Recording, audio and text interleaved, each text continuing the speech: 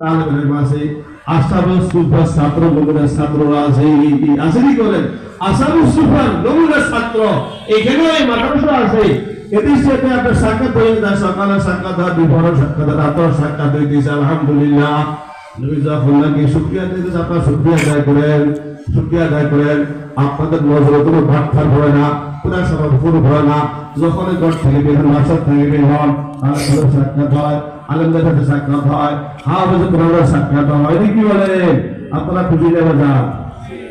খুশি দেওয়া যান ওলামায়ে কেরাম হাফেজ কোরআনকে দেখে খুশি হলে বাজার হয় নাকি মুখ ফিরে যাবে মুখ ফিরে যাবে সাবধান যদি মুখটা ফিরে গেলেন আল্লাহ পাক নবীজিকে একটু মহব্বত নয় একটু রাগ হয়েছে গভীর থেকে মুখ ফিরে কারণে আল্লাহ পাক নবীজিকে রাগ হয়েছে অথচ আল্লাহ পাক সুবহানাহু ওয়া তাআলা নবীর প্রশংসা পুরো কোরআনের মাঝে করছেন পুরো কোরআনের মাঝে নবীর প্রশংসা দর্শনী করেন ইন্না আরসালনাকা শাহিদাও ওয়া মুবাশশিরাও ওয়া নাযীরা ওয়া দা'iয়ান ইলাল্লাহি বিইذনিহি ওয়া সিরাজান মুনীরা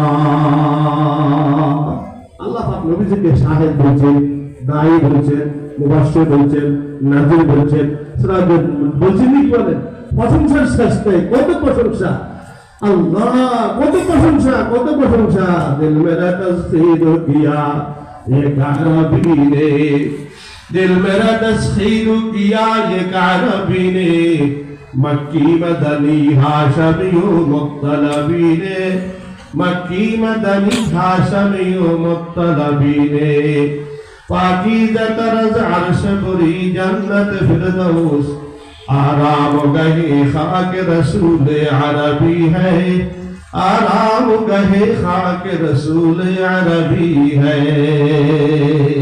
তিনি মক্কি মাদানী হাশামি মুত্তালাবি তিনি একজন কে তিনি কে মুহাম্মদুর রাসূলুল্লাহ সাল্লাল্লাহু আলাইহি ওয়াসাল্লাম এত প্রশংসা কোরআনে মজিদ ভরা তার প্রশংসা যেটাকে পর্যন্ত আল্লাহ পাক একজন গরীবের উপরে একটু মন উভয় পড়ার কারণে একজন গরিবকে দেখি একটু মন বাজার করার কারণে আল্লাহ পাক সাথে সাথে সতর্কবাণী করছে ইয়া রাসূলুল্লাহ আপনার জন্য ঠিক হয় নাই এইভাবে গোহরকে বটা হযরত আব্দুল্লাহ ইবনে মুকতার রাদিয়াল্লাহু আনহু আল্লাহ সাহাবী ছিল নবীজির দরবারে কিছু মক্কার কাফির নেতারা আসছে উদ্দেশ্য কিন্তু ভালো না উদ্দেশ্য ইন্টারভিউ না নবী নেতারা আসছে এই মুহূর্তে নাবিনা সাহাবী আব্দুল মুকতার রাদিয়াল্লাহু আনহু পরে মুয়াজ্জিন এসে বসলেন নবী আসছে ইয়া রাসূলুল্লাহ আল্লিমনি মিম্মা আল্লামাকাল্লাহ আমাকে কিছু শিক্ষা দেন আল্লাহ আপনাকে যা শিখিয়েছে নবীজির মন প্রচার করছে এটা আমার লোক পরে আসতে পারতো একটা মাহফিল মজলিস হইতেছে এখানে কাফেরদের সাথে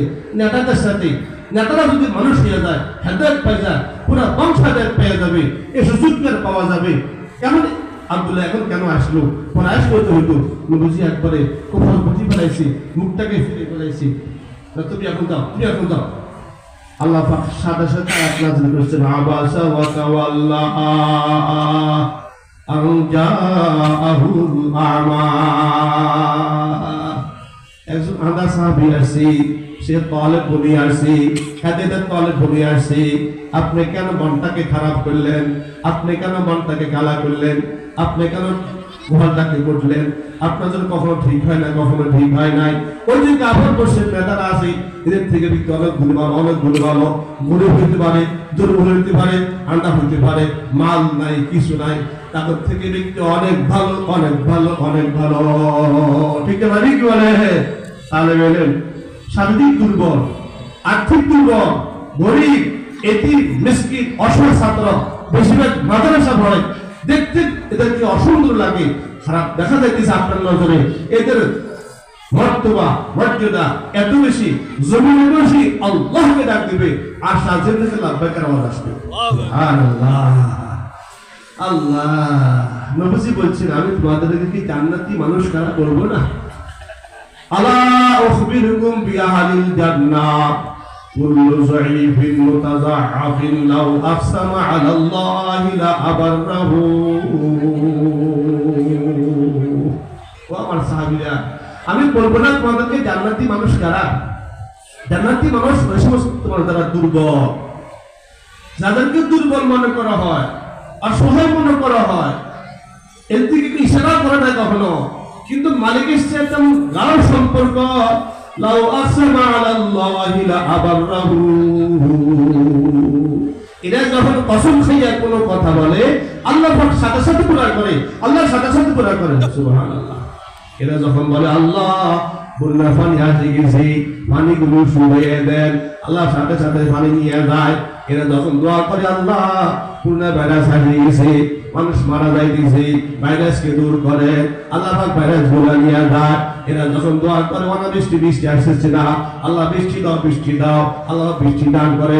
এরা যখন যায় বলে আল্লাহ পাক তখন তাই করে। গরিব হইতে পারে, অসহায় হইতে পারে, দুর্বল হইতে পারে, কিন্তু লাউ আকসামা আলাল্লাহি লা আবাররাহু, যখন কসম খাইয়া আল্লাহর সাথে কোনো কথা বলে আল্লাহ পাক সাথে সাথে সেই কথাকে পুরা করে, সাথে সাথে পুরা করে। বলুন না আলহামদুলিল্লাহ। এরা সাবুস সুফা ছাত্র, আপনাদের তালেবে ইলম, এরা জয়ীফ, দুর্বল, আল্লাহ পাকের নিকটে তাদের দাম কম না বেশি? অনেক বেশি, অনেক বেশি, অনেক বেশি। খেয়াল থাকবো তো ইনশাআল্লাহ।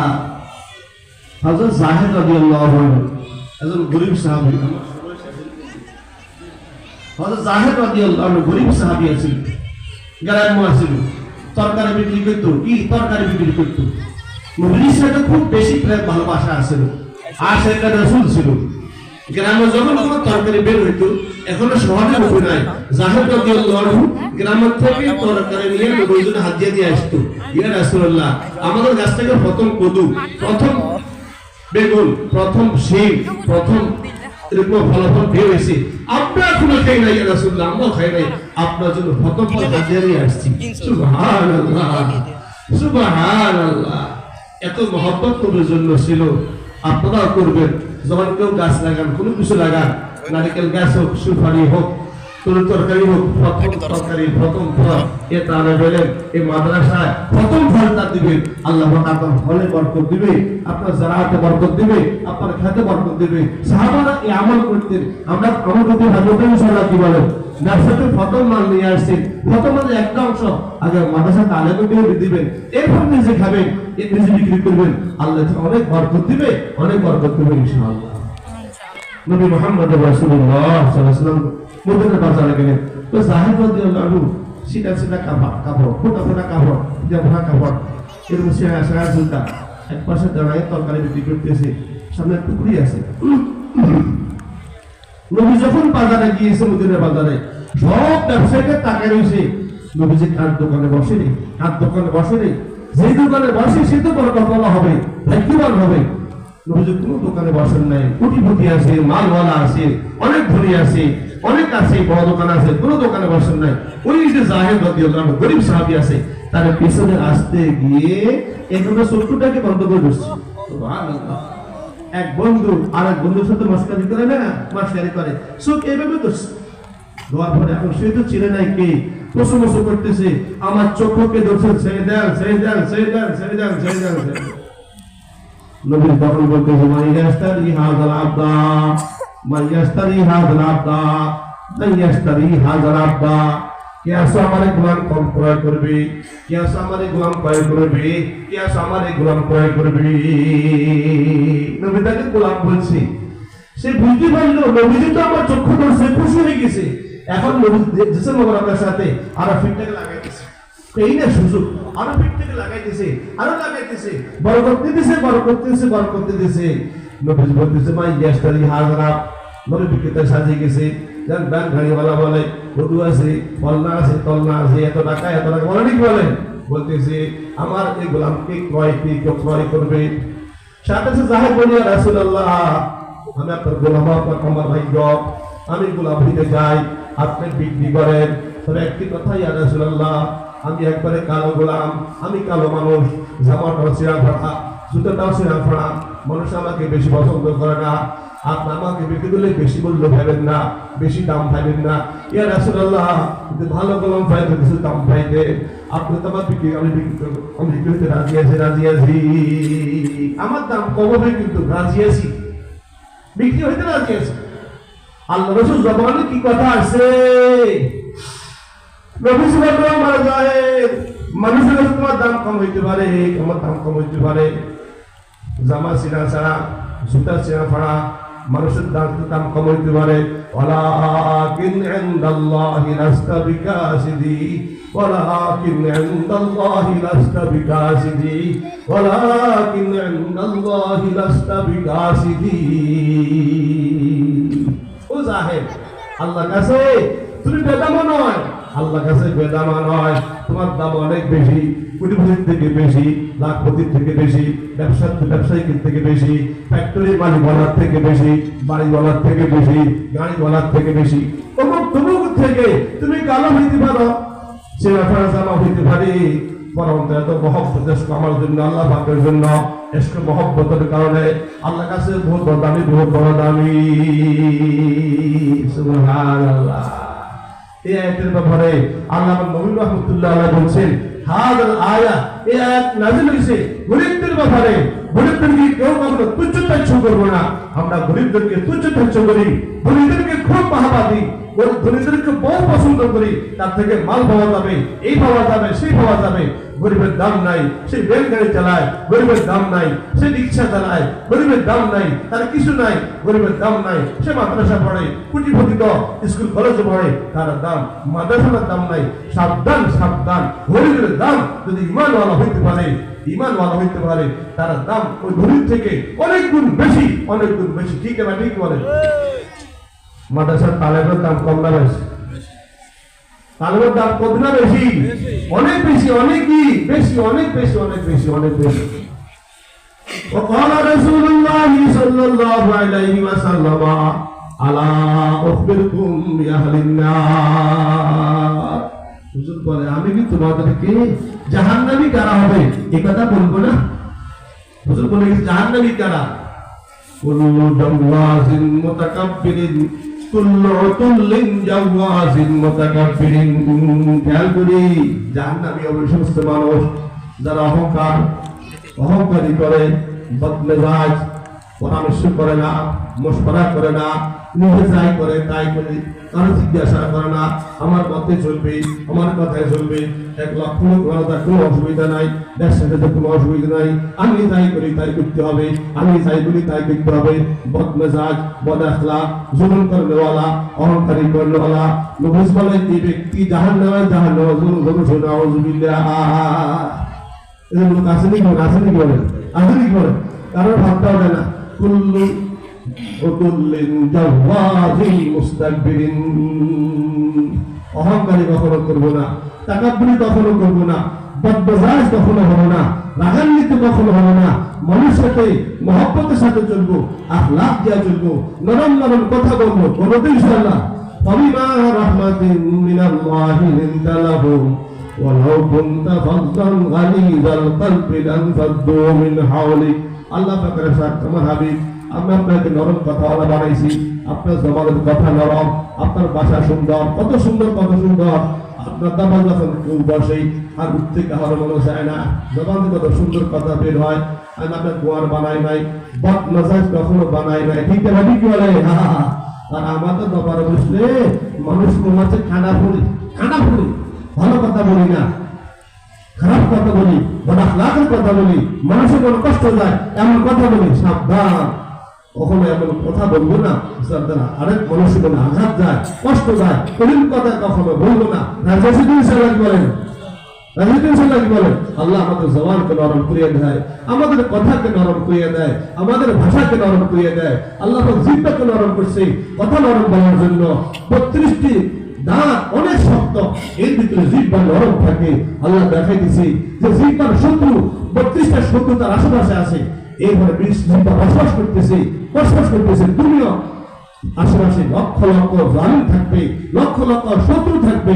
এর ভিতরে তুমি নরম কথা দিয়া, নরম আখলাক দিয়া, সুন্দর কথা দিয়া বসবাস করতে হবে। আখলাক দিয়ে মানুষকে বুঝাইতে হবে, আখলাক দিয়ে মানুষকে দিনের দাওয়াত দিতে হবে। ঠিক না ঠিক বলেন? আল্লাহ তাআলা আমাদেরকে সবাইকে তাওয়াজুওয়ালা বানিয়ে দেয়, তাকাব্বুর থেকে হেফাজত করে। তাকাব্বুরের সম্পর্ক জাহান্নামের সাথে, তাওয়াজুর সম্পর্ক জান্নাতের সাথে ইনশাআল্লাহ।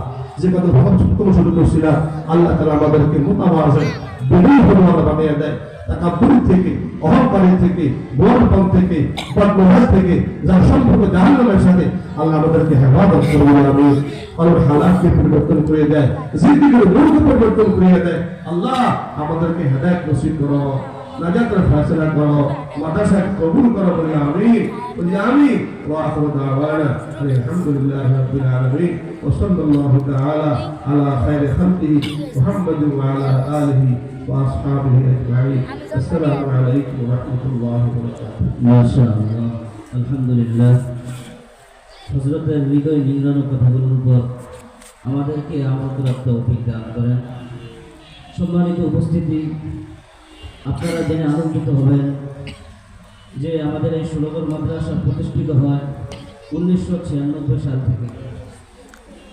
1996 সাল থেকে আজ পর্যন্ত হাঁটি হাঁটি পাও পাও করে আপনাদের আল্লাহ তাআলার অশেষ মেহেরবানিতে, আপনাদের দোয়া এবং ভালোবাসা এবং সহায়তায় আল্লাহ তাআলা এই মাদ্রাসাকে এতটুক পর্যন্ত নিয়ে আসছেন। আমাদের এই মাদ্রাসার মধ্যে কিতাব বিভাগ, দরসে নিজামি, তাফসীরে জালালাইন পর্যন্ত আছে এবং এখান থেকে ছাত্ররা ইলমে দ্বীন ইলম অর্জন করে বড় বড় মাদ্রাসায় দাওরা হাদিস শেষ করে ইলমের খেদমতে, দ্বীনের খেদমতে লেগে যাচ্ছে। সেই সুবাদে আমাদের এই বছর 5 জন ছাত্র হাফেজ হয়েছে। এখন তাদেরকে দস্তারি ফজিলত পড়িয়ে দিবেন আমাদের কুড়িটা টুকরা মুফতি, আধ্যাত্মিক রাহবার হযরত মাওলানা হুসাইন আহমদ সাহেব। সর্বপ্রথম মোহাম্মদ বাইজিদ হুসাইন, পিতা শফিকুল ইসলাম, দেইচর, ইসলামপুর, ফরিদগঞ্জ, চাঁদপুর।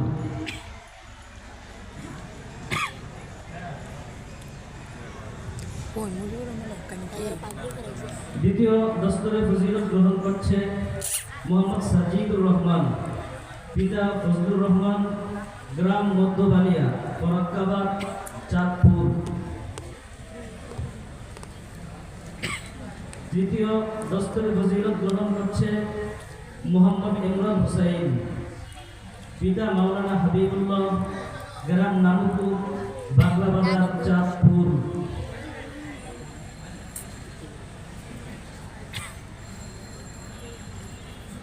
চতুর্থ দস্তরে ফজিলত গ্রহণ করছে মোহাম্মদ রবিউল ইসলাম, পিতা হযরত আলী, গ্রাম বিষ্ণুদী, চাঁদপুর সদর, চাঁদপুর।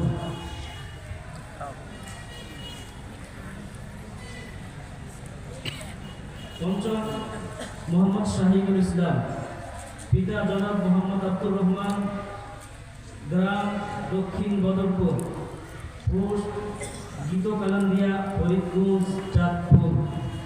আল্লাহ তাআলা তাদেরকে হক্কানি রব্বানি হাফেজ আলিম হিসেবে কবুল করেন। সকলের কাছে দোয়া প্রার্থনা।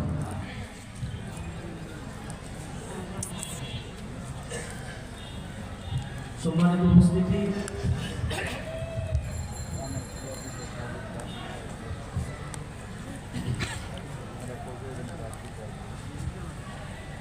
এই পর্যায়ে আমাদের সামনে কোরআনুল কারীম থেকে গুরুত্বপূর্ণ নসিহত পেশ করবেন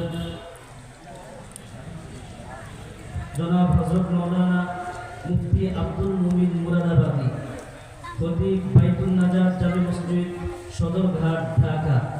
আমি হযরতের মূল্যবান নসিহত পেশ করার জন্য সবিনয় অনুরোধ জানাচ্ছি।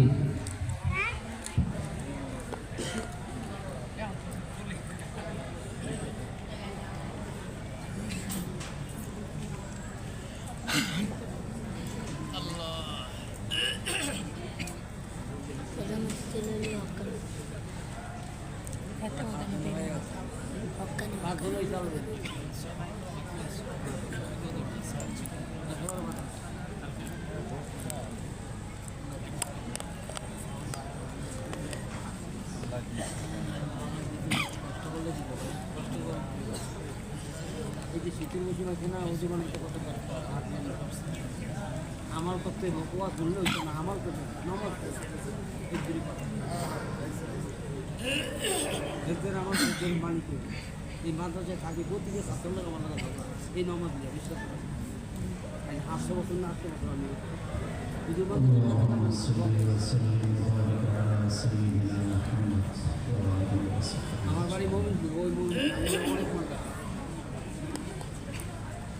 السلام عليكم ورحمة الله وبركاته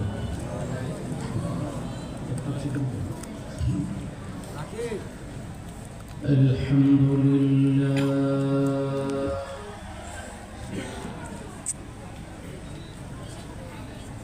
الحمد لله الذي هدانا لهذا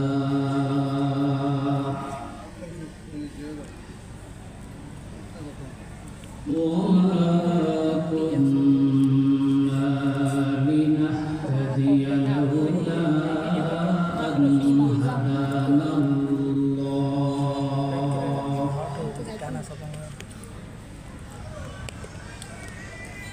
الذي هدانا إلى سبيل الهداية والعرفان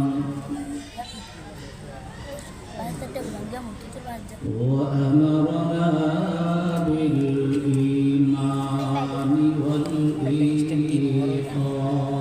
والإيقان فنشهد أن لا إله إلا الله وحده لا شريك له ونشهد أن سيدنا ومولانا محمدا عبده ورسوله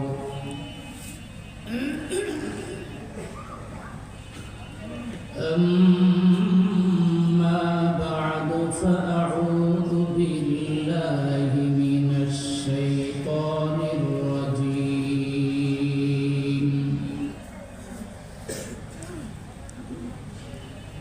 بسم الله الرحمن الرحيم وإذا قتلتم نفسا فادارأتم فيها والله مخرج ما كنتم تكتمون فقلنا اضربوه ببعضها كذلك يحيي الله الموتى ليريكم من آياته لعلكم تعقلون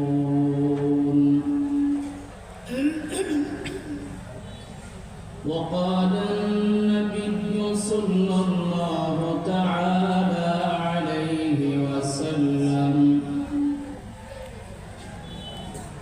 لو كنتم تتوكلون على الله حق توكله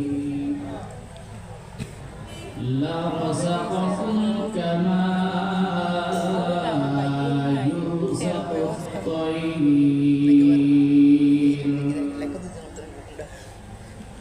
تغدو سماخا وتروح بطانا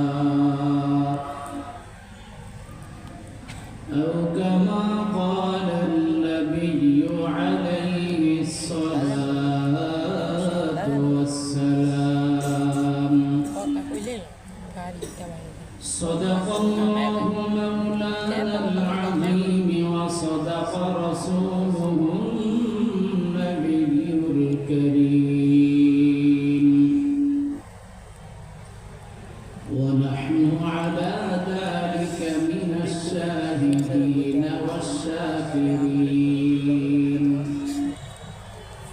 والحمد لله رب العالمين درود شريف الله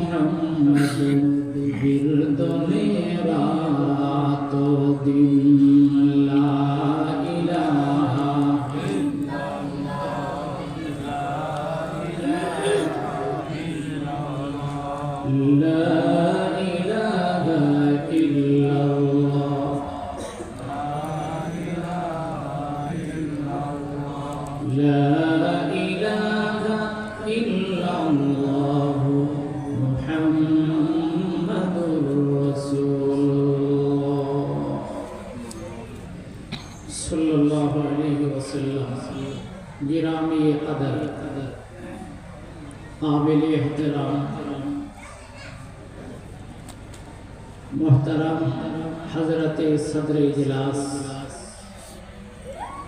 मुअज़्ज़ज़ हजरत उलमाए किराम बिरादरान इस्लाम आगत धर्मप्राण मुसलमान भाई मद्रसार अजीज तलबा पर्दार आड़ाले अपेक्षमान परम श्रद्धेया सम्मानिता मा ओ बोनेरा अल्लाह पाकेर शुक्र अल्लाह पाक ऐतिह्यबाही जामिया शाफिया मदीनातुल उलूम सरोवर माद्रासार बार्षिक महफिलेर चलती अधिवेशने আমাকে কিছু বলা আপনাদেরকে শ্রবণ করার মানুষে একই সামিয়ানার নিচে বসে কিছু মুজাকারা করার তৌফিক দান করেছেন শুকর আদায় করে পড়ছি আলহামদুলিল্লাহ। মাঠে যে পরিমাণ লোক তার চেয়ে কয়েকগুণ বেশি মনে হলো মাঠের বাইরে। রাস্তায় এই পরিমাণ লোক এই দেশের শতকরা ৯০-৯৫% মুসলমান মাহফিলে আসলে বোঝা যায় না। কারণ সত্যিকার অর্থে যারা মুসলমান তাদের কাছে কোরআনের মাহফিলের চাইতে দামি আর কিছু হতে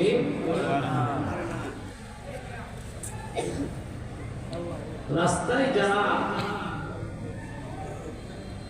গল্প গুজবে আড্ডায় মেতে উঠছে এই অবস্থায় যদি এদের মরণ হয় আল্লাহ ভালো জানে এদের অবস্থা যে কি হবে। কারণ কোরআনের মাহফিলের সামনে হট্টগোল করত আবু জাহেল, আবু লাহাব,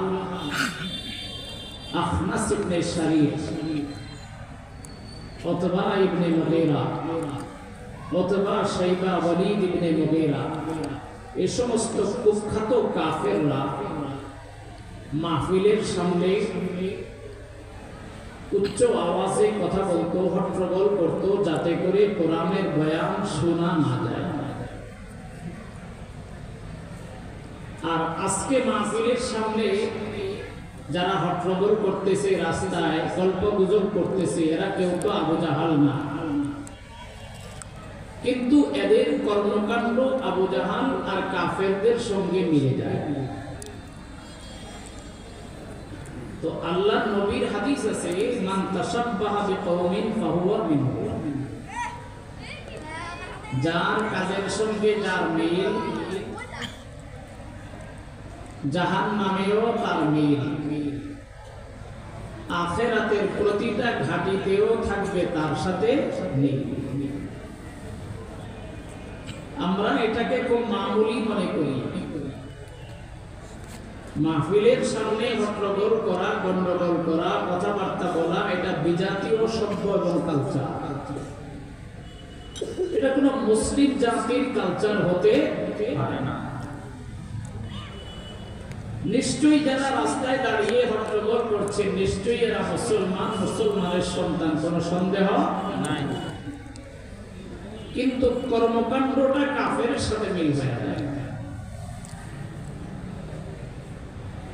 আসলে আপনাদের মাথায় শয়তান ভর করে আছে।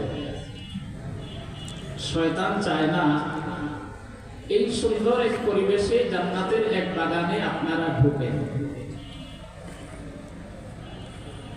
আমি মনে করি যখন রোগ ধরতে পারছেন রোগের চিকিৎসা করা সহজ। আমরা যারা জান্নাতের বাগানে বসে আছি আমরা হইলাম আল্লাহর প্রিয়। বলেন কার প্রিয়? আল্লাহ। আর একটু জোরে বলেন আল্লাহ।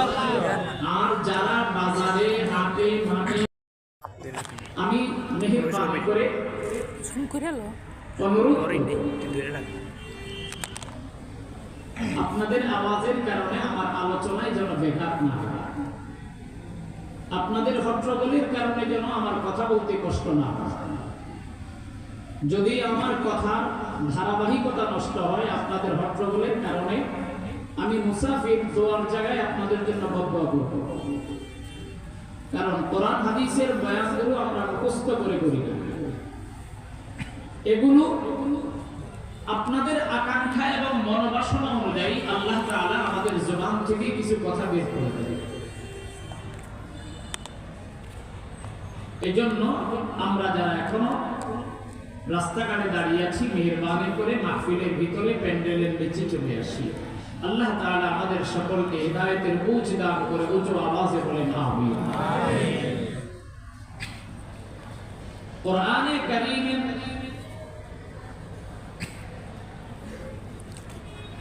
2 নম্বর সূরা সূরাতুল বাকারা। আমরা আপনারা চাঁদপুরের ভাষায় যদি বলি এই সূরাটার নাম হচ্ছে গাভীর সূরা। বলেন কিসের সূরা? একটু জোরে কোন? গাভীর সূরা। কোরআনের ভাষায় হলো সূরাতুল বাকারা। সূরাতুল বাকারার 72 এবং 73 নম্বর আয়াত আমি তেলাওয়াত করেছি। বাকারা শব্দের অর্থ হলো গাভী। বলেন বাকারা শব্দের অর্থ কি? গাভী। চলেন তো আমরা আল্লাহ তাআলা কি কারণে এই সূরাটার নাম গাভীর সূরা দিলেন, এই গাভীর বা ইতিহাস কি, বা গাভীর মালিকের বা ঐতিহ্য বা ইতিহাস কি,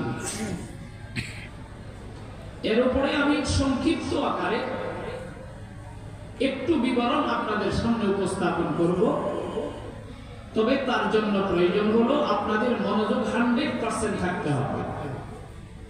আপনাদের সবার কি মনোযোগ আছে? কার কার মনোযোগ নাই একটু হাত উঠান দেখি। সবার মনোযোগ আছে তো ইনশাআল্লাহ? কার কার মনোযোগ আছে একটু হাত উঠান দেখি। নারে তাকবীর, আল্লাহু আকবার। কিন্তু আওয়াজে তো কয় মনোযোগ কম। আরেকটা বার দেখি তাকবীর দেন। নারে তাকবীর, আল্লাহু আকবার। মাশাআল্লাহ, কিছু মনোযোগ আছে। এবার আপনাদের বজ্র কণ্ঠ আমি শুনতে চাই। আল্লাহ পাকের তাকবীরের ধ্বনি যার কণ্ঠে যতটুকু আওয়াজ আছে, নারে তাকবীর, আল্লাহু আকবার। মাশাআল্লাহ, কষ্ট হচ্ছে আপনাদের?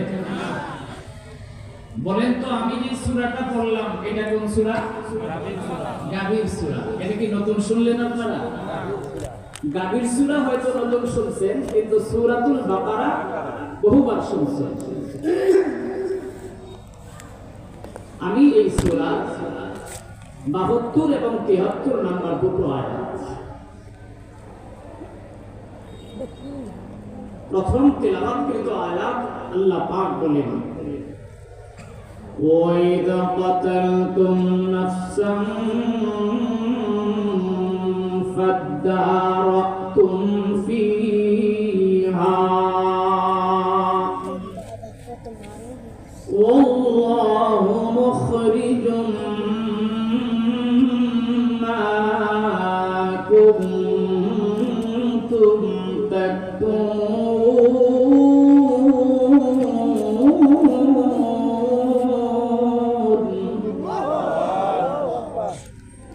আল্লাহ তাআলা পয়গম্বর মুসা আলাইহিস সালামকে বলতেছেন, এই পয়গম্বর মুসা স্মরণ করেন ওই সময়টা যখন আপনার দেশের একজন মানুষকে হত্যা করার পরে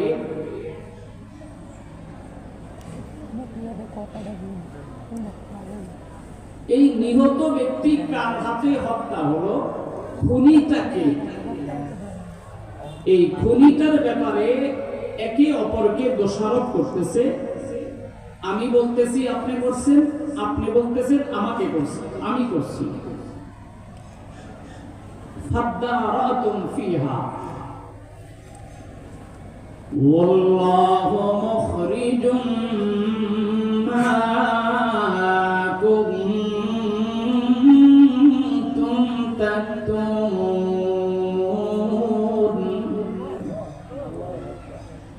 আল্লাহ পাক পরওয়ারদিগারে আলম বড় মজার কথা বলেন। এই পয়গম্বর মুসা, এই পয়গম্বর মুসা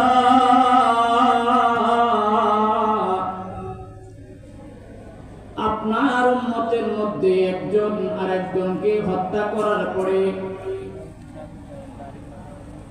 দুইটা দল আপনার কাছে আসছে। এই পয়গম্বর আপনি নির্ণয় করে দেন, জানায় দেন, বলে দেন কে হত্যা করেছে, কে হত্যাকারী। তবে বড় মজার কথা,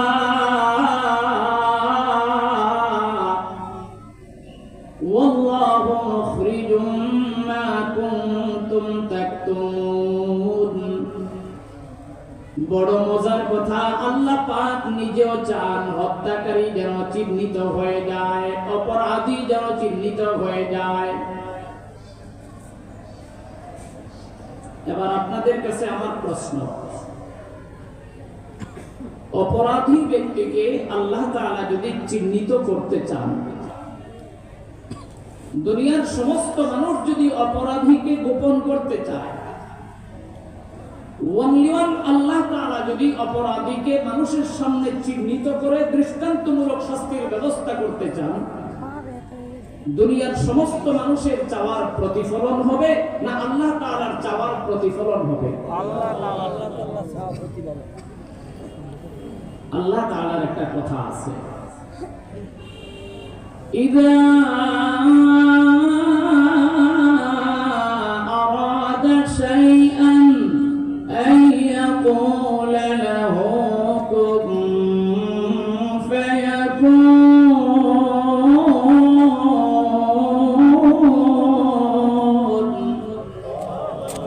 আল্লাহ পাক বলেন, আমার যদি কোনো জিনিসের ব্যাপারে ইচ্ছা হয়, আমি যদি মনে করি কোন বিষয় করব, প্রকাশ করব, এটা আমার জন্য কোনো বিষয় নাই, আমি কোন বললে হয়ে যাবে। এখানেও আল্লাহ তাআলা বলতেছেন, আল্লাহু মুখরিজুম মা কুনতুম তাকতুমুন। তোমরা যেটা গোপন করতেছো আল্লাহ তাআলার মঞ্জুরি করো, আল্লাহ তাআলা এটা প্রকাশ করবেন। সুবহানাল্লাহ। দেখেন, গত কয়েক বছর আগে নারায়ণগঞ্জের চাঞ্চল্যকর 7টি প্রাণের হত্যার একটা মামলা হয়েছিল, 7 খুন মামলা। যেই বর্বরেরা 7টি তাজা প্রাণকে হত্যা করেছে, এই বর্বরেরা 7টি প্রাণকে নিশ্চিহ্ন করার জন্য মারার পরে ভালো করে পেট ফাঁসছে, পেটের ভিতরে পাথর ঢুকাইছে, ইটা ঢুকাইছে, ফের শীতলক্ষা, ফের বুড়িগঙ্গা, ফের মেঘনা নদীতে ডুবাই দিছে। যা জীবনের জন্য ভাসিয়ে দিলাম, তলিয়ে দিলাম, আর কোনোদিন তোদের আত্মা এবং পাত্তাও থাকবে না। হায় হায়, কয়েকদিন পরে দেখা যায় এক একটা লাশ এক এক দিক দিয়ে ভেসে ভেসে নদীর কিনারে চলে আসতেছে। ঘুমায় গেছেন আপনারা? যারা হত্যা করছে তারা কি আমার মতো আপনার মতো আলু বুখারা ছিল? ওই তো সব জ্ঞানী, সব শিক্ষিত। শয়তান যেসা শিক্ষিত, নারায়ণগঞ্জের 7টা প্রাণকে যারা মার্ডার করেছে তারা ওইরকম শয়তানের মতো শিক্ষিত, কিন্তু এই শিক্ষায় কোনো লাভ হয় না। আস্তে আস্তে 7টা প্রাণ ভেসে উঠছে। মালিক যেন বলতে চান, আল্লাহু মুখরিজুম মা কুনতুম তাকতুমুন, মালিক যেন বলতে চান তোরা যত গোপন করবি আমি তত ওপেন করব। সুবহানাল্লাহ, আর জোরে করুন সুবহানাল্লাহ। قادر قدرت داری ہر خواہی آکونی قادر قدرت داری ہر خواہی آکونی مردرا تو جان بخشش زندرا بیجا کونی اے میرے پیارے بھائیوں পরওয়ারদিগারে আলমের ফয়সালা আমার তোমার বুঝে আসুক চাই না আসুক, আল্লাহ পাকের ফয়সালা বাস্তবায়ন হবে এতে কোনো সন্দেহ নাই। ও সবার এলাকার মুসলমান,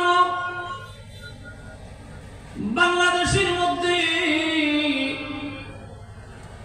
হাজার হাজার মানুষ গত 16 বছরে মারা গেছে। গত 16 বছরে হাজার হাজার মানুষকে মেরেছে, হত্যা করেছে। ভাইরে, যে যাকে মারছে অপরাধকে গোপন করার জন্য যত রকমের কলা কৌশল, যত রকমের ষড়যন্ত্র সব করেছে, এমনকি লাশ পর্যন্ত গুম করে ফেলেছে। কিন্তু মেরে মোহতারাম ভাইও, একদিন, 2 দিন, 1 সপ্তাহ, 2 সপ্তাহ, 2, 4, 6 মাস পরে অপরাধী চিহ্নিত হয়েছে। মালিক যেন বলতে চান, দুনিয়ার আমি যার অপরাধকে চিহ্নিত করতে চাই, দুনিয়ার মানুষ বিচার করুক বাই না করুক, পরকালে আমি পয়গম্বর, আমি পরওয়ারদিগারে আলম তার বিচারের কাঠ গড়ায় দাঁড় করাবো। জোরে বলেন ঠিক কিনা? ভাইরে, দুনিয়ার মানুষের আদালতে মানুষ খুনের বিচার হোক আর না হোক, আল্লাহ পাকের আদালতে তার বিচার হবে কি হবে না? আরো জোরে বলেন হবে। ও দোস্ত, একজনে হত্যা করেছে, তোমাকে দাওয়াত করার কারণে, তোমাকে সুবিধা সুযোগ দেওয়ার কারণে তুমি তাকে জান্নাতের সার্টিফিকেট দিলা। এত বড় পদার্থ, এত বড় বোকা। অথচ তুমি তো কোরআন পড়েছো, পরওয়ারদিগার আলমের স্পষ্ট ঘোষণা, মান কাতালা মুমিনাম মুতাআম্মিদান ফাজাযাউহু জাহান্নাম। কোন ইমানদারকে অন্যায় অপরাধ, অন্যায় ভাবে কোন ইমানদারকে কেউ যদি হত্যা করে, তার বিচার আখিরাতে হলো জাহান্নাম। আখিরাত কি? জাহান্নাম। ও দোস্ত, একজন মানুষ যদি 5 জন মানুষকে খুন করে, নিজের হাতে খুন করো অথবা তার ইশারা ইঙ্গিতে তার হুকুমে খুন হোক, 2 জনের শরীয়তের ভাষায় একই রকমের অপরাধী বলে বিবেচিত হয়, সাব্যস্ত হয় রে ভাই। আর এমন মানুষের জন্য রব্বে কারীমের ফয়সালা, মান কাতালা মুমিনান মুতাআম্মিদান ফাজাযাউহু জাহান্নাম। ও দোস্ত, যদিও তুমি বড় বড় মাদ্রাসার মুতাওয়াল্লি হও, যদিও তুমি বড় বড় মসজিদ দিদির মানে অবদান রাখো, যদিও তুমি বড় বড় আলেমদেরকে দাওয়াত করে তোমার বাড়িতে খাওয়াও, যদিও তুমি বাইতুল মুকাররমের খতিবকে দিয়া দোয়া করাও, যদিও তুমি ইসলামিক ফাউন্ডেশনের ডিজি দিয়া দোয়া করাও, যদিও তুমি বাইতুল্লাহ আব্দুর রহমান সুদাইসিকে দিয়ে দোয়া করাও, যদিও তুমি মসজিদে নববীর আব্দুর রহমান হুযাইফিকে দিয়ে দোয়া করাও, মালিকের ফয়সালার রদ বদল হবে না রে দোস্ত। মালিকের ফয়সালা না হক ভাবে অন্যায় ভাবে তুমি যদি কোনো ইমানদারকে হত্যা করো, তোমার জন্য আল্লাহ পাকের আদালতে বিচার হলো জাহান্নাম। জোরে বলো নাউজুবিল্লাহ। এখন আমি যদি বলি হাদিসরা, আপনি এত মসজিদ বানাইছেন, এত মাদ্রাসা বানাইছেন, আপনি অবশ্যই জান্নাতে যাইবেন। এটা ওই লোক বলতে পারে যে লোক সবচেয়ে বড় ছাগল। কারণ ফতোয়ার কিতাবের ভিতরে পরিষ্কার একটা উসুল আছে, আল আশবাহ ওয়ান নাযাইরের ভিতরে আছে দফউল মুযাররাতে আউলা মিন জালবে মানফাত। গুনার কাছ থেকে বেঁচে থাকো, নেক কাজ কম হইলেও তুমি জান্নাতে যাইবা। বলেন ইনশাআল্লাহ। আর একটু জোরে বলেন ইনশাআল্লাহ। নেক কাজ কম হইলেও তুমি জান্নাতে যাইবা যদি তোমার গুনাহ না থাকে। দফউল মুযাররাতে আউলা মিন জালবে মানফাত। অধিক নেকের জন্য গুনাহ করার কোনো পারমিশন নাই। এটা এমন এক গুনাহ, এই গুনার শাস্তি দুনিয়ার আদালতেও পেতে হয়। আর দুনিয়ার আদালতে যদি এর শাস্তি নাও হয়, আল্লাহর আদালতে তার শাস্তি হবে কি হবে না? হবে। আর জোরে বলে হবে। وَإِذْ قَتَلْتُمْ نَفْسًا فَادَّارَأْتُمْ فِيهَا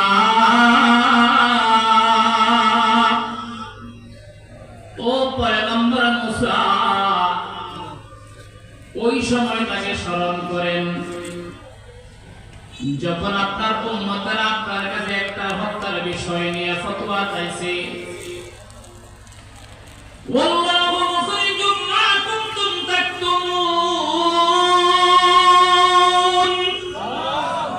রবের ফয়সালা, কে হত্যা করেছে, কাকে হত্যা করেছে, এটা রবের ফয়সালা, এটা রবে প্রকাশ করবেন। আর যেটা রব প্রকাশ করবেন এটা গোপন রাখার মতো দুনিয়ার কোন বীর বাহাদুরের ক্ষমতা নাই। কি বলেন আছে না?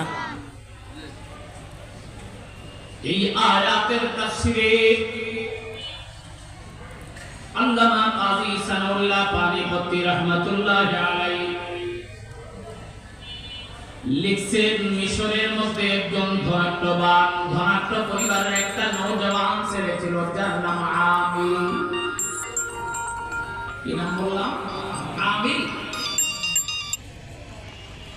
আমিলের বাড়ি আর গাড়ি, টাকার পয়সা, ধন আর সম্পদের অভাব নাই। কিন্তু দোস্ত, ঘটনা বড় মারাত্মক দোস্ত রে।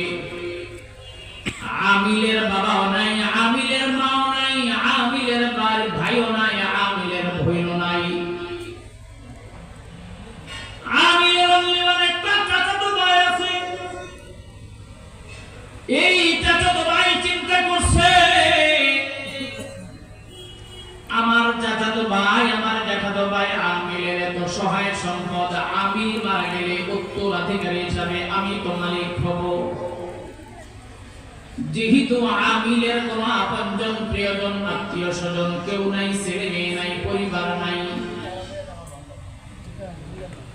এই জন্য আমিলের চাচাতো ভাই চিন্তা করছে, আজ আর কাল আমি তো আমিলের সম্পদের মালিক হব। তাই চাচাতো ভাই চিন্তা করছে, জানি না আমি কখন মারা যায়, যদি পুরা বয়সে মারা যায়, আমিলের সম্পদ ভোগ করার মতো সময় হয়তো আমি নাও পেতে পারি।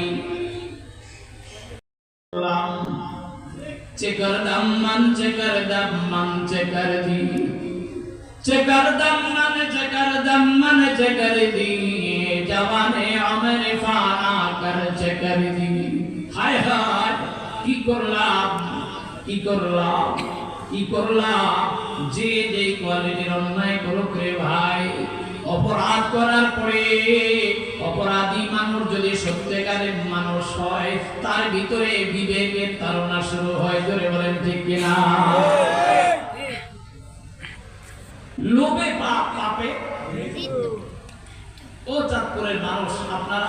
বুঝতেছেন?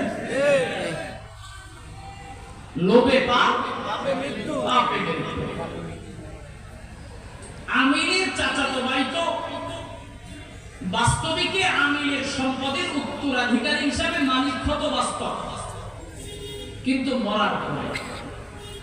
কিন্তু এই ভাইটার সহ্য হইল না, কোন দিন মরবে, কোন দিন তার টাকা পয়সার মালিক হবো। তাই রাতের বেলা ফাইনাল করে কয় হায় হায় কাজটা করলাম কি। যত মানুষ কেউ কাউকে হত্যা করে, যত মানুষ অন্যায় করে, অপরাধ করে, পরে তার ফিলিংস তৈরি হয়। লা ইউমিনু যানি হিনা ইয়াজনি ওয়া হুয়া মুমিন ওয়া লা ইয়াসরিকু সারিকু হিনা ইয়াসরিকু ওয়া হুয়া মুমিন। ও দোস্ত, একজন ইমানদার যখন জিনা করে, একজন ইমানদার যখন চুরি করে, মদ খায়, শরাব খায়, বড় বড় অন্যায় করার সময় আমির চাচাতো ভাইয়ের মাথায় একটা বুদ্ধি আসছে। চিন্তা করছে আমি মাসি বটে, কেউ তো দুনিয়ার দেখে নাই, দরজা আটকায়া রাতের আধারে একাকিত্বভাবে আমি খুন করেছি, দুনিয়ার কেউ দেখে নাই।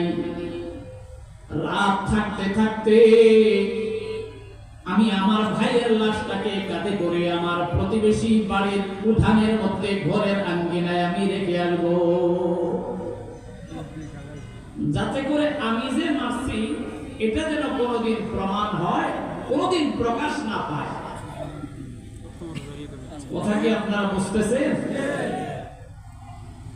যেমন চিন্তা তেমন কাজ। আমিলের চাচাতো ভাই আমিলকে হত্যা করার পরে তার লাশটা কাঁধে নিয়া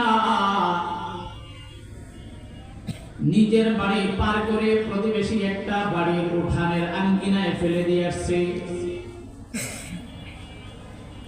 সকালবেলা আমিলের চাচাতো ভাই এই ঘরে যায়, ওই ঘরে যায়, এই বাড়িতে যায়, ওই বাড়িতে যায়, আর বলে ভাই আমার চাচাতো ভাই আমিল কোথায়, আমিলকে খুঁজে পাচ্ছি না। আরে আমিল কই গেলি, আমিল কই গেলি? আমিলের সন্ধান পাওয়া যায় না।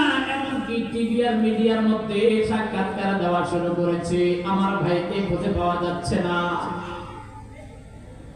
দোস্ত, হার হামেশা আমাদের দেশে এমন অহরহ ঘটনা ঘটে। স্বামী তার স্ত্রীকে মেরে পুলিশে খবর দেয়, ও পুলিশ ভাই আমার বিবিকে খুঁজে পাওয়া যায় না। শ্বশুর বাড়িতে খবর দেয় আপনার মেয়েকে খুঁজে পাওয়া যায় না। ভাইকে খবর দেয় তোমার বোনকে তালাশ করে পাওয়া যায় না।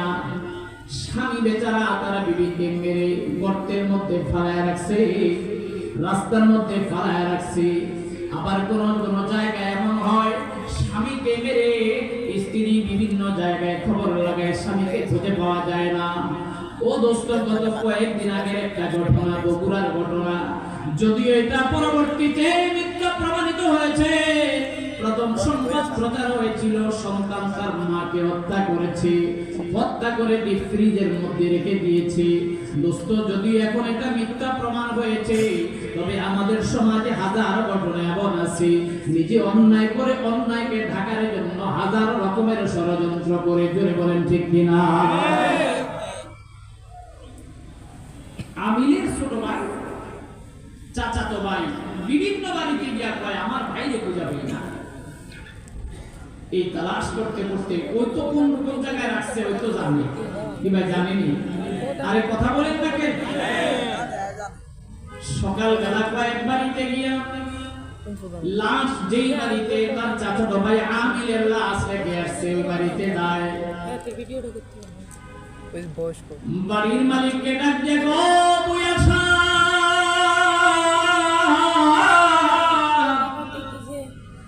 কেমন ভুয়া হইলেন, আমার ভাই আমিলকে আপনারা হত্যা করে উঠানের মধ্যে ফেলায় রাখছেন।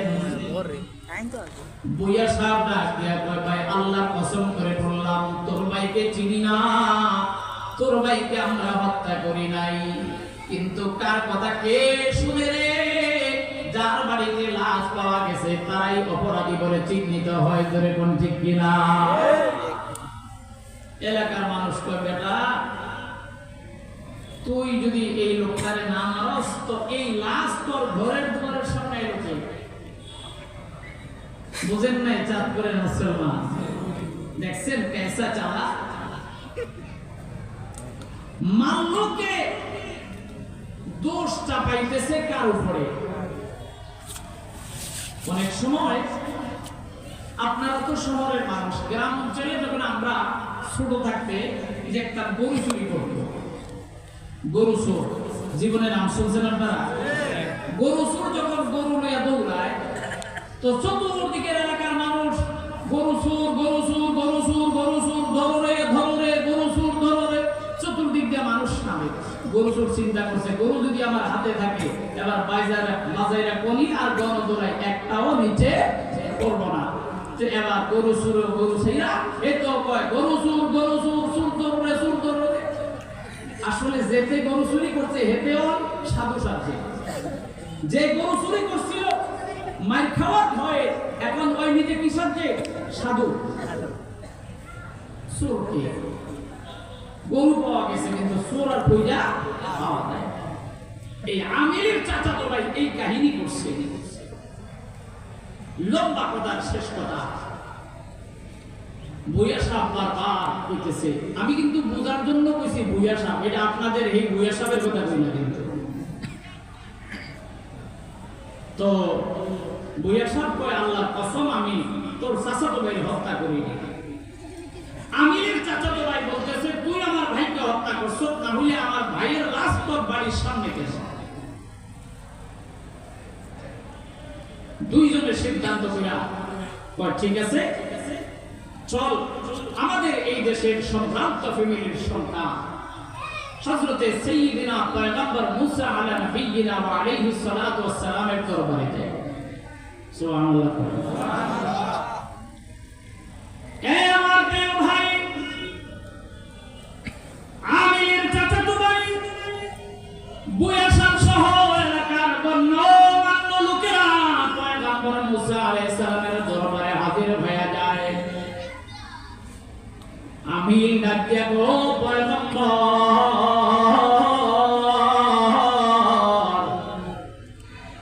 আমার ভাই আমিলের লাশ ভুইয়া সাহেবের বাড়িতে পাওয়া গেছে। এই ভুইয়া সাহেব আমার ভাইকে হত্যা করেছে, এই লোক হলো খুনি।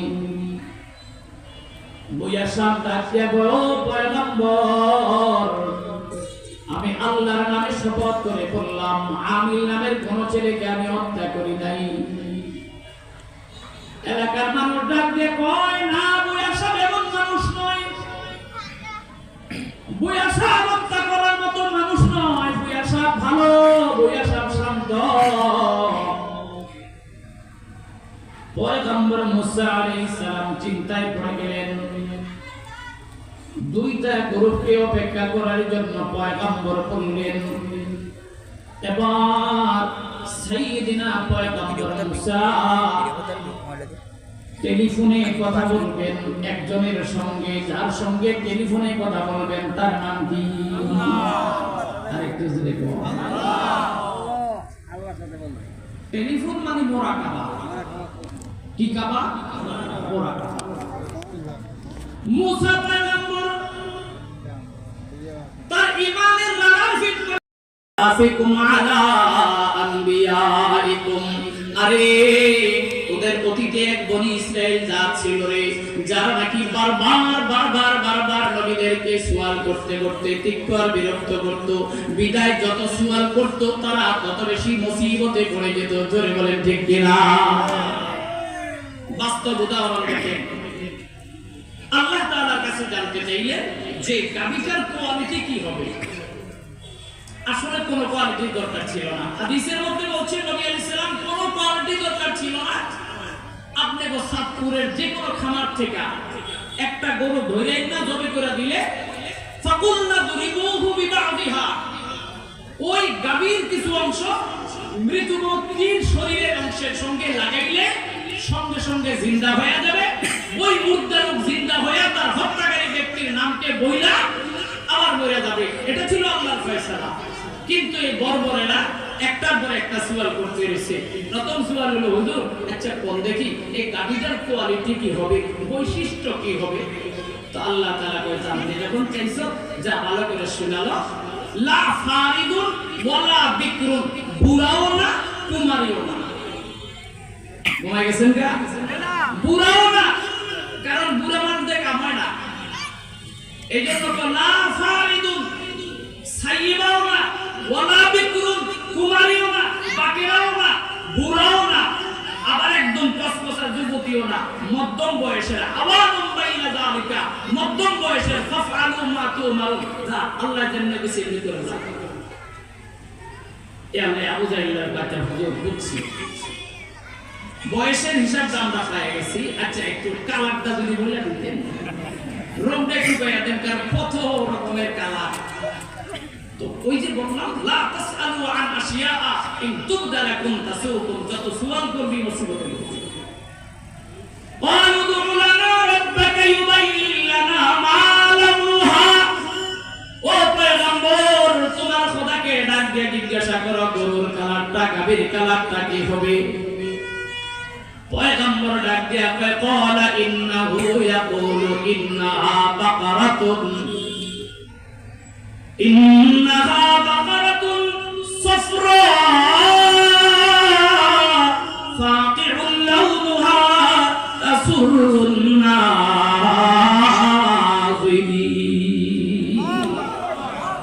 নেই আবার রং শোনা, রং খুঁজস্ত মালিক কয় সফরা, হলুদ কালারে। বলেন কোন কালার?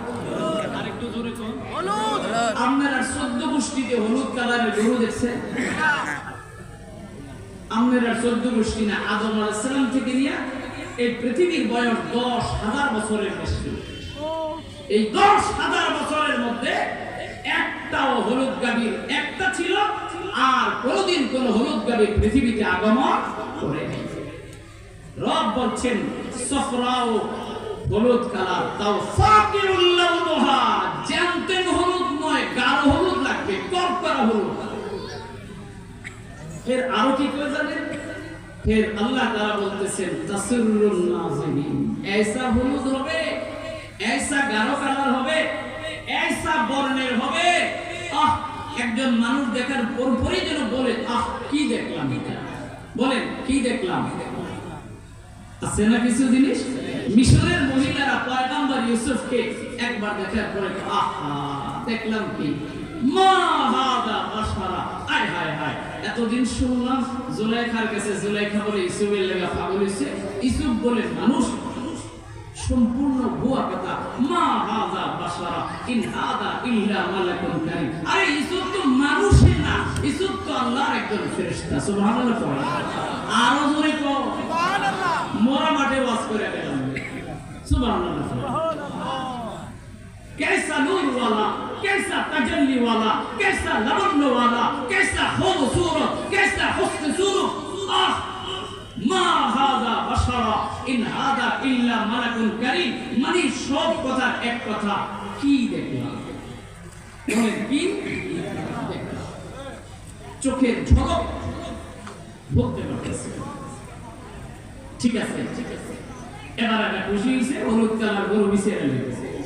এখন এই আবু জাহিল্লা আবার হুজুর আরেকটু বিরক্ত করে কি, ওই যে 1 নম্বর প্রশ্নের উত্তরটা পুরো ক্লিয়ার হইছে না। ওয়ালু দু'লানা রাব্বাকা ইউবাইয়িন লানা মা হি ইন্নাল বাকারাতা শাবাহা আলাইনা ওয়া ইন্না ইনশাআল্লাহু লামুহতাদুন। মানে হলুদ কালারের অনেক গরু আছে, কেমন বলদের বড়, হলুদ কালারের অনেক গরু আছে, কোনটা ভিতর সন্দেহ হয়ে গেছে। তো আল্লাহ তাআলা ঠিক আছে, আরো জন বিতরণ চাইতেছ, তো আল্লাহ তাআলা বলতেছেন ইন্নাহা বাকারাতুন লা যালুলুন তুসিরুল আরদা ওয়া লা তাসকিল হাস। ऐसा গরু হবে যে গরু দিয়া জীবনে কোনোদিন হাল চাষ করা হয়নি। বলেন কি করা হয়নি? হাল চাষ করা হয়নি, গরুর গাড়ি টানে নাই, কূপের থেকে পানি উঠাইয়া বাগানে সেচ করার কাজে ব্যবহার হয় নাই। এক কথা, এই গাভীটার শরীরের মধ্যে কোনো স্পট নাই, কোনো দাগ নাই, নিষ্কণ্টক, নিষ্কলঙ্ক, স্পট মুক্ত, দাগ মুক্ত, মুসাল্লামাতুল লা শিয়াতা ফিহা, 100% পিওর লাগবে, 100% পিওর লাগবে। বিন্দু পরিমাণ দাগ থাকলে কার্যকর হবে না। এই বর্বরের কয় ক্বালুল আনা জিতা বিল হক। হায় রে মুসা, এই কথাটা এত ঘুরে কোয়া লাগে? এটা আগে করে তুমি তো এতক্ষণে তুমি সঠিক রাস্তায় এসেছো। নাউজুবিল্লাহ কয় না? আর একটু জোরে কও নাউজুবিল্লাহ। দে এবার গরু বিছা, সবাই নামছে। কতগুলি কোয়ালিটি। একটা হলো যে গাভীটার বয়স বেশিও না কমও না। 2 নম্বর, যেই গাভীটার রং হবে হলুদ। নাম্বার, জীবনে হাল চাষ করা হয় নাই। 6 নাম্বার, জীবনে পানি সেচের কাজে ব্যবহার করে নাই। 7 নাম্বার, মুসাল্লামাতুল লা শিয়াতা ফিহা, গোটা শরীরটা নিখুঁত নির্ভেজাল। এই 7টা গুণ নিয়ে এবার পুরা মিশন ঘুরতে ঘুরতে ঘুরতে ঘুরতে এই একটা গাভী গিয়া পাইছে এক বালকের হাতে। এবার একটু জোরে করে আওয়াজ দিয়ে বলেন সুবহানাল্লাহ। কয়টা? একটা গাভী গিয়া পাইছে। আল্লাহ তাআলা যেমন বলছে, বয়স বেশিও না কমও না, এটাও ঠিক আছে। কালার একদম চকচকা হলুদ কালার, এটাও ঠিক আছে। তাসুরুন নাজিরিন, দেখলে মন আকর্ষণ করে, এটাও ঠিক আছে। হাল চাষও করা হয় নাই, শরীরেও কোনো দাগ নাই, স্পট মুক্ত, 100%। আল্লাহ এটার কথাই বলছে। মালিক রে কো বেচবি? কত দাম পড়ে? আচ্ছা, বলদরার দামটা আমি আপনাদেরকে একটু পরে শোনাই। কষ্ট হবে আপনাদের? জোরে বলেন, কষ্ট হবে? তবে আমার আলোচনার সময় শেষ। আমি ইনশাআল্লাহ আমার সময় 10:15 আর 15 মিনিটের ভিতরে আমি আলোচনা শেষ করব ইনশাআল্লাহ। ও দোস্ত, যেই বালকটাই গাভীটার মালিক, আমি শর্ট করে একটু না বললে আপনাদের অস্পষ্টতা থেকে যাবে, আমার পেটের ভাত হজম হবে না। তাফসীর ইবনে কাসীরের মধ্যে আল্লামা ইমাম ইবনে কাসীর রাহিমাহুল্লাহ লিখছেন যে এই বালকের আব্বা ছিল একজন মস্ত বড় আল্লাহওয়ালা মিশরের ভিতরে। একদিন এই বালকের আব্বা ঘুমায় আছে। এলাকার একজন লোক এত বড় একটা হীরার টুকরা নিয়ে আসছে। বালকের কাছে এসে বলে, ভাই এটা কিনবা? বালক বলছে, হ্যাঁ কিনবো। বলে কত? 70,000 টাকা। বলেন কত? 70,000। চূড়ান্ত হলো 70,000। বিক্রেতা বলছে, ভাই টাকা দাও। বালক বলছে, ভাই টাকা তো আব্বার কাছে, আব্বা তো ঘুমায় আছে, আব্বা ঘুম থেকে উঠলে আমি তোমার টাকা দিব। বিক্রেতা বলছে, না এখনই দিতে হবে, প্রয়োজনে তুমি 10,000 টাকা কম দাও, 60,000 টাকা দাও, টাকা এখন দিতে হবে। বালক বলছে, আমি এখন দিতে পারবো না, বাবা ঘুমায় আছে, বাবা ঘুম থেকে উঠলে দিব, প্রয়োজনে 10,000 টাকা বাড়ায় 80,000 টাকা দিব। ওই বিক্রেতা আবার বলতেছে, ভাই আচ্ছা ঠিক আছে, তোমার 60,000 টাকা দেওয়া লাগবে না, তুমি 30,000 টাকা দেবে। বলেন কত? 30,000। বালক বলছে, আমি 30,000 দিতে পারবো না, প্রয়োজনে আমার বাবা ঘুম থেকে উঠলে আমি তোমাকে 1,00,000 টাকা দেবো। ও আমার প্রিয় ভাই, বালক যেন বুঝিয়ে দিতে চান, ও বিক্রেতা, তুমি জানো না, তুমি জানো না, তুমি জানো না, তুমি জানো না, আমার বাবার কাছে আমার বাবার ঘুমের দাম 1,00,000 টাকার চাইতে বেশি দামি। আমার বাবার ঘুম 1,00,000 টাকার চাইতে বেশি। আমার বাবা ঘুমিয়ে আছেন, আমি তাকে দিতে পারবো না। যখন ঘুম ভাঙবে আমি 20,000 টাকা 30,000 টাকা বেশি দিয়ে নেব। বালকের বাবা দুপুর বেলা উঠছে। বালক সব ঘটনা তার বাবার কাছে বিস্তারিত বলেছেন। বালকের বাবা দুপুরবেলা আকাশের দিকে হাত উঁচু করে ডাক দিয়া কয়, এ মালিক, আমি তোমার কাছে ফরিয়াদ করি রে মালিক, তুমি এমন একটা নেককার সন্তান আমাকে দিয়েছো। এ পরওয়ারদিগার আলম, আমি আমার সন্তানের জন্য দোয়া করে দিলাম, আল্লাহ আমার সন্তানটাকে তুমি দুনিয়াতেও বড় বানিয়ে দিও, আর আখিরাতে সমস্ত সফলতা আমার সন্তানকে দান করে দিও। বালকের বাবা বয়োবৃদ্ধ মানুষ, বালকের মা একদিন তার বাবাকে ডাক দিয়ে কয়, বয়স তো হয়ে গেছে, মরে যদি যান আপনার ছেলেটা কেমনে চলবে, একটা কাজ করেন। বিবিরে কি কাজ করব? বিবি ডাক দিয়ে কয়, স্বামী আপনি বাজার থেকে একটা গাভী নিয়ে আসেন। কি করব? বলে নিয়ে আসেন, আমার ছেলের জন্য ছেলের পক্ষ থেকে আপনি লালন করবেন। গাভী একটা নিয়ে আসে, বিবির কাছে ছেলের কাছে এনে ডাক দিয়া কয়, বিবি তোমার কথা মতো গাভী আনলাম, কি করব রে? বিবি ডাক দিয়ে কয়, স্বামী আমার আপনি কাজ করেন, আমাদের বাড়ির পাশে একটা সুন্দরবন জঙ্গল আছে, একটা বড় আফ্রিকার জঙ্গল আছে, ওই জঙ্গলের মধ্যে গরুটাকে নিয়ে ডাক দিয়া বলবেন, এরে মালিক, আমি আমার গরুটাকে তোমার কুদরতি হাতে সুপর্দ করে গেলাম, আমানত করে গেলাম। আমার ছেলে ভালো, ছোট্ট ছেলে, আমার ছেলেটা ছোট্ট মানুষ, গরু পালতে পারবে না, আমার বিবি লালন করতে পারবে না, আমি তোমার কুদরতি হাতে সুপর্দ করে দিলাম। এ পরওয়ারদিগার আলম, আমার ছেলের যখন প্রয়োজন হবে, আল্লাহ রে তুমি এই গভীরটা আমার ছেলের কাছে ফিরাইয়া দিও।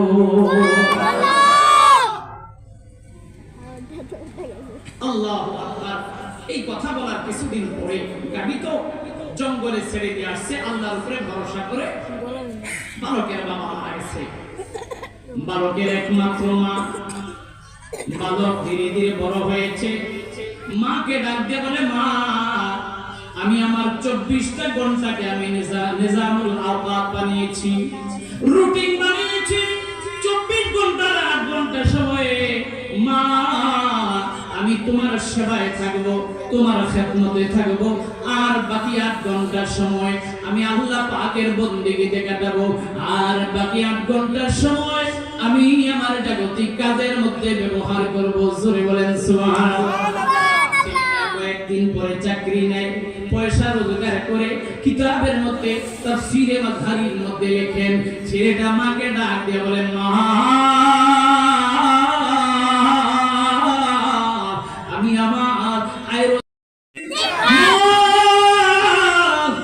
আমার রোজগারের টাকাকে 3 ভাগে বিভক্ত করলাম। 1 ভাগ টাকা আমি আল্লাহর রাস্তায় খরচ করব, 1 ভাগ টাকা মারে আমি তোর পিছনে খরচ করব, আর 1 ভাগ টাকা আমি আমার ভবিষ্যতের জন্য সঞ্চয় করে রাখবো। চিৎকার করে বলেন মারহাবা। আল্লাহ এমন একটা সন্তান প্রত্যেকটা মা বাবার করে তুমি দান করো। আর একটু আস্তে বলেন, এমন সন্তান যদি মা বাবা থাকে, বুঝতে হবে এটা কলিজার টুকরা, আল্লাহর ফেরেশতার আচরণ। সুবহানাল্লাহ। ছেলেটা এভাবে মায়ের সেবা করে করে যাচ্ছে, বিবাহের সময় হয়েছে, মা ডাক দিয়া কয়, ছেলে তোমার বিবাহ করা দরকার। ছেলে ডাক দিয়া কয়, আম্মা আমি বিবাহ করব কেমনে, টাকা নাই। মা ডাক দিয়ে বলে, ছেলে তুমি কে জানো না, তোমার বাবা ইন্তেকালের আগে তোমার জন্য একটা গাভী কিনে ওই জঙ্গলের মধ্যে ছেড়ে দিয়ে আসছে। ছেলে ডাক দিয়ে বলে, মা আজ থেকে 10 বছর আগে বাবা গরু রেখে গেছে, ওই গরু আছে না নাই জানি না। মা ডাক দিয়া কয়, বাবা তুমি চিন্তা করো না, গরুটা আছে থাকবে, তুমি জঙ্গলের মধ্যে যাও, জঙ্গলের মধ্যে গিয়া ডাক দিয়া বলবা, ও ইব্রাহিমের খোদা, ও ইসমাইলের খোদা, ও ইসহাকের খোদা, আমার বাবা একটা গাভী ক্রয় করে এই জঙ্গলের মধ্যে ছেড়ে দিয়ে গেছিল তোমার কুদরতি হাতে ন্যস্ত করে। ও পরওয়ারদিগারে আলম, তুমি দয়া করে আমার বাবার আমানত রাখা গরুটা ফিরিয়ে দাও। দোস্ত যেমন কথা তেমন কাজ, মালিক রে ডাক দিয়া বলতে দেরি, জঙ্গল থেকে ছেলেটার কাছে গাভী দৌড়ে আসতে দেরি হয় নাই। এই সেই গাভী, যে গাভীর নামে আল্লাহ তাআলা সূরা বাকারার নামকরণ করেছেন, যার কণ্ঠে যতটুকু আওয়াজ আছে জোর করে বলেন আল্লাহু আকবার। গাভীটা ডাক দিয়ে বলে, বাবা চাইলে তুমি আমার পিঠের মধ্যে আরোহণ করতে পারো, তোমাকে বাড়িতে পৌঁছে দিই। বালক বলছে, গাভী আমার মা তোমার পেটে আরোহণ করতে নিষেধ করেছেন। গাভীটা ডাক দিয়ে বলে, বালক মালিক তোমাকে এত বড় বানাইছে, তোমার বাবার দোয়ার বরকতে, তোমার মায়ের দোয়ার বরকতে বালক তুমি জানোই তোমার মর্যাদা কত বেশি। এই মুহূর্তে শুধু আমি না, তুমি যদি পাশের পাহাড়টাকে বলো পাহাড়, আমার টাকার প্রয়োজন, এই পাহাড়টাও যেন তোমার কাছে স্বর্ণের খাজানা হয়ে যাবে। এই বালক গরুটা নিয়ে বাড়িতে গেছে, মা গাভী আনছি। মা বলছে, কাজ করো, বাজারে নিয়ে চলো। মা কত বেচবো? মা বলছে, 3টা স্বর্ণ মুদ্রা বিনিময় বেচবা। আওয়াজ দিয়ে বলতে হবে কয়টা? আরো জোরে বলে। তবে বাবা বিক্রি করার আগে আমার কাছ থেকে পারমিশন নিয়ে যাইবা। বাজারে নিয়ে গেছে, ক্রেতা ইশারা দিয়ে কয় বেচবা বলে, হ্যাঁ কত? 3 স্বর্ণ মুদ্রা, মানে 3টা স্বর্ণের টাকা। আজকে তো কাগজের টাকা, তখন ছিল স্বর্ণের টাকা। দিতে পারি, কিন্তু তার আগে আমার মায়ের পরামর্শ লাগবে, পারমিশন লাগবে। মার পারমিশন লাগবে না, আমি তোমাকে 3 টাকার জায়গায় 6 টাকা দিতেছি। ছেলে ডাক দিয়ে কয়, 6 টাকা নয়, আমাকে 12 টাকা দিলে আমি মায়ের পারমিশন ছাড়া বেচতে পারবো না। মার অনুমতি লাগবে। আবার তোরা মার কাছে গেছে, মারে ক্রেতা তো পাইছি, 3 টাকা বলেছি নিয়ে নিছে, বেশি নেই তোমার কথায়। মা কয়, যা আবার লয়ে যা, এবার যাই বলবি আমার এই গাভী আমি 12 টাকা বলে বিক্রি করব। বাজারে নিয়ে গেছে, বেচবা বলে, হ্যাঁ কত? 12 স্বর্ণ মুদ্রা। কয়, যাও 12 স্বর্ণ মুদ্রা আমি দিলাম, বলে বেচবো, তবে আমার মায়ের পারমিশন লাগবে। ক্রেতা ডাক দিয়ে কয়, যাও 12 টাকা নয়, 20 টাকা দিয়ে দিলাম, মায়ের পারমিশন দরকার নেই। ছেলে ডাক দিয়ে বলে, না, 12 টাকার জায়গায় 20 টাকা নয়, 500 টাকা দিলেও আমি আমার মায়ের পারমিশন ছাড়া আমি বিক্রি করতে পারি না। দৌড়ে আমাকে আসছে, মা ক্রেতা তো পাইছি, 20 টাকা দিতে চায়। মা বলছে, যাও এবার যদি আবার সেই ক্রেতা পাও, তাকে জিজ্ঞাসা করবা তুমি সত্যিকার অর্থে মানুষ না ফেরেশতা। যদি বলে যে আমি ফেরেশতা, তবে তাকে জিজ্ঞাসা করবা গাভীটা এই মুহূর্তে আমার বিক্রি করা ঠিক হবে? এই মুহূর্তে বিক্রি করলে বেশি লাভ হবে না পরে বিক্রি করলে বেশি লাভ হবে? যদি সে উত্তরে ফেরেশতা বলে জিজ্ঞাসা করবা। বাজারে নিয়ে আসছে, ওই ক্রেতা আবার আসছে, জিজ্ঞাসা করছে, ভাই রে তুমি নিবা? বলে, হ্যাঁ। তবে ভাই তোমার কাছে বিক্রি করার আগে আমি জানতে চাই তুমি কি মানুষ না ফেরেশতা? ডাক দিয়ে কয়, আমি মানুষ না, আমি হইলাম আল্লাহ পাকের পক্ষ থেকে পরীক্ষা করার জন্য ফেরেশতা। পরীক্ষা করতে চাই মাকে তুমি কতটা প্রাধান্য দাও, মার হুকুমকে কতটা তুমি মূল্যায়ন করো, মার নির্দেশনাকে কতটা তুমি প্রাধান্য দাও, এটা পরীক্ষা করার জন্য বারবার দাম বাড়িয়ে দিয়েছিলাম। তুমি বেছো নাই, তুমি 100 থেকে 110 নাম্বার পেয়ে পাস করেছো। এর হচ্ছে, ও আল্লাহ ফেরেশতা জানতে চাই, আমি আজকে রেখে গেলাম, অনেক লম্বা সময় হয়ে গেছে দোস্ত। এরপরে হচ্ছে গরুর দাম কত, গাভী কিভাবে জবে করতে হবে, কিভাবে জবে করলে মুর্দা মানুষ জিন্দা হয়ে খুনির পরিচয় বলবে, এ কথা আজ নয়। ও মেরে মোহতারাম ভাইও, শুধুমাত্র আমি আজকে আপনাদের কাছে আখিরি মুহূর্তে আমার অত্যন্ত প্রিয় মানুষ, আমার শ্রদ্ধাভাজন বড় ভাই, এই মাদ্রাসার প্রতিষ্ঠানের মুরব্বী, অত্যন্ত যোগ্য এবং প্রাজ্ঞ প্রিন্সিপাল আল্লামা হযরত মাওলানা লিয়াকত আলী সাহেব হাফিজাহুল্লাহ তিনি একটা দরখাস্ত করেছেন ওদের মাদ্রাসার জন্য একটু অল্প সময় একটু কিছু চাইবেন। আমি আসলে এখন আর কালেকশনের ব্যাপারে আগেও খুব পারদর্শী ছিলাম না, আর এখন তো নাই আমার অভিজ্ঞতা, তারপরে আমি আপনাদেরকে কষ্ট দিব না। 5,000, 2,000, 3,000, 10,000 যার যতটুকু সম্ভব সর্বোচ্চ 10 মিনিটের ভিতরে আমি মাইক ছেড়ে দেব, বলেন ইনশাআল্লাহ। হুজুর চলে আসবে, আমার 10:30 পর্যন্ত টাইম ছিল, 5-7 মিনিট দেরি হয়ে যাওয়ার জন্য দুঃখ প্রকাশ করছি। আছেন কোন ভাই হুজুর আমি মাদ্রাসার জন্য 5,000 টাকা দিব বা 2,000 টাকা দিব, 10,000 টাকা দিব, হুজুর আমার মা নাই, হুজুর আমার বাবা নাই, আমার মা বাবা রূহের মাগফিরাতের জন্য আমি একটা সদকা জারিয়া করতে চাই। আছেন কোন ভাই? আমি মুসাফির মানুষ, একটু দোয়া করে যাই আপনাদেরকে নিয়ে। আমি আগেই বলছি আমার মাশাআল্লাহ জনাব এসপি জসিমউদ্দিন সাহেব দিলেন 10,000 টাকা, বলে মারহাবা। আরেকটু জোরে বলেন মারহাবা। আল্লাহ পরওয়ারদিগারে আলম জনাব এসপি জসিমউদ্দিন সাহেবের আল্লাহ 10,000 টাকা দান কবুল করে, মনের নেক আশা পুরা করে, ব্যবসা বাণিজ্যে বরকত দেয়। আয় আল্লাহ জনগণের সত্যিকার অর্থের সেবকের খাদিম হিসেবে কবুল করে, বলেন আমিন। মাশাআল্লাহ। আর কেউ আছে 10,000 টাকা, 5,000 টাকা, 2,000 টাকা, যার সামর্থ্য যতটুকু আছে ইনশাআল্লাহ একটু সহযোগিতা করেন। আর কোন ভাই আছেন? আমার সামনে অনেক বাবারা, অনেক যুবক ভাই আছে।